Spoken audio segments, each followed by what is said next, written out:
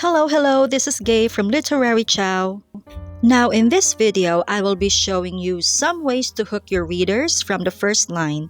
If you have watched my previous videos, I mentioned that one writing exercise that I did in my creative writing project was to write attention-grabbing first lines. You can find the links below in the description box if you want to know more about my project. So, what makes a catchy opening line? Well, there's a myriad of ways on how a first line should be in order to encourage the reader to continue reading the story. What I will be sharing in this video are some of what I have learned while doing my creative project. So, without further ado, here are 3 ways to hook your readers from the first line. So, the first one is make your readers wonder. You can achieve this by putting a question in your readers' minds and let them also ask, what's going to happen and what do these first lines mean?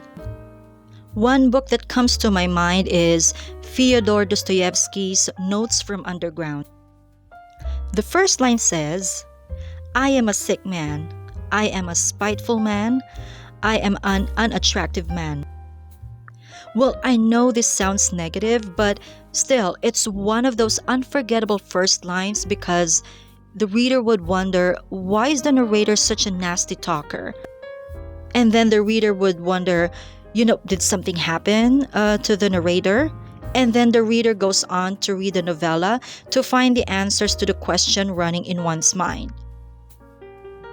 The second one is, begin your story with an uncommon situation. I think this works best with magical realism, but I'm sure any genre can use this effectively. Just like in Franz Kafka's The Metamorphosis, this classic started with, as Gregor Samsa awoke one morning from uneasy dreams, he found himself transformed in his bed into an enormous insect. Now, this line is a classic, just like the story, because of how strange and unnerving it is. And this will intrigue the reader to read further to find out, why did Gregor Samsa become an insect? That's one. And last but not the least, describe an interesting scene. Well, good description encourages readers to imagine the scene in their minds. I think Johanna Spyri nailed this with her well-loved children's book, Heidi. The story began with, from the old and pleasantly situated village of Mayenfield, a footpath winds through green and shady meadows to the foot of the mountains, which on this side look down from their stern and lofty heights upon the valley below. Well, yeah, I know it's a mouthful, but it vividly describes the peaceful and sunny mountain that actually reminds me of my Switzerland trip with my family.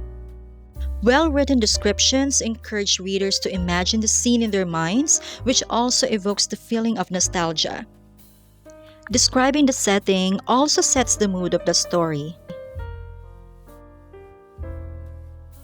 I hope you liked this video and learned something from it. If you have other ideas on how to hook readers with a good first line, please share them in the comments below. Thanks for watching and happy writing!